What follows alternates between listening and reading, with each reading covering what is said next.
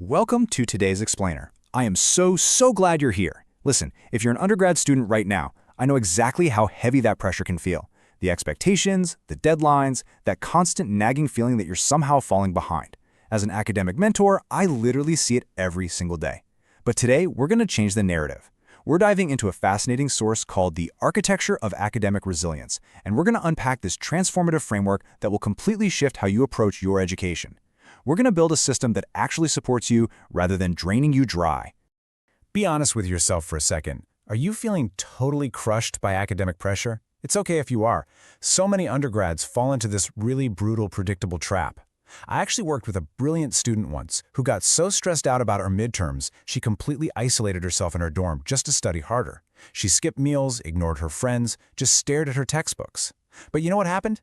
That isolation just bred intense anxiety.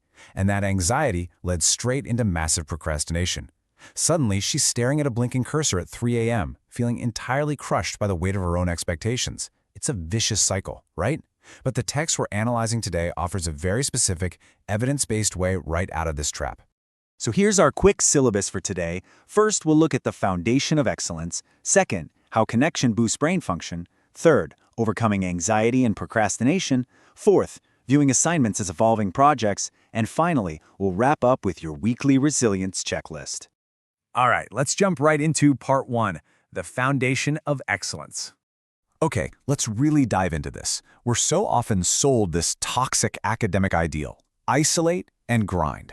We're basically taught that if we just lock ourselves in a library cubicle and suffer enough, we're going to get good grades, and then, as a reward, we can finally be happy. But the source text completely flips this on its head. Emotional health is not the reward for finishing your work. It's the absolute prerequisite for achieving academic excellence. You literally cannot pour from an empty cup. Your emotional state is the foundational architecture that all your cognitive abilities rest on. Think of it like trying to run a marathon on a sprained ankle. I mean, no amount of willpower can overcome a compromised foundation, right? When you prioritize feeling calm and grounded, your brain just works better. It's that simple. Moving on to section 2. Connection boosts brain function. So, the text actually defines psychological resilience not just as toughing it out or having grit, but as a really comprehensive framework. It requires 2 distinct pillars. You've got emotional health combined with functional study habits.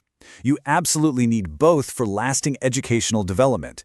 If you only have the study habits without the emotional health, well, you burn out. And if you only focus on emotional health without the functional study habits, you're going to fall behind. True resilience is the powerful architecture of combining these 2 things into a really sustainable system. And this brilliantly illustrates how fostering social connections and positive community support actually, physically enhances brain function. On the flip side, loneliness actively hinders your intellectual progress. Consider a student I mentored last year. He used to do these solitary, miserable library marathons. He thought locking himself away for 12 hours a day was literally the only way to pass his hardest classes. Honestly, he was burnt out and failing. But when he finally shifted to engaging in collaborative study groups with his peers, talking through problems out loud, sharing notes, laughing over difficult concepts, his retention just skyrocketed. And it wasn't just because they were reviewing the material. He was neurologically primed to learn because he felt socially connected and supported. Your community is quite literally brain food. Okay, section 3. Overcoming anxiety and procrastination. To find your way out of that frozen paralysis, the source gives us a really clear path. First, acknowledge the overwhelm. Don't fight it, just name it. Second, break the assignment into microtasks. And third, complete just one small project step. I once mentored a student completely paralyzed by a massive end-of-term research paper. The anxiety was entirely crippling. She'd sit at her desk for hours and produce absolutely nothing. But the moment we changed her goal from write the paper to open a document and write 3 bullet points, her cognitive load instantly dropped. She completed the microtask, which gave her the immediate momentum to do another. Procrastination is defeated incrementally, step by small step.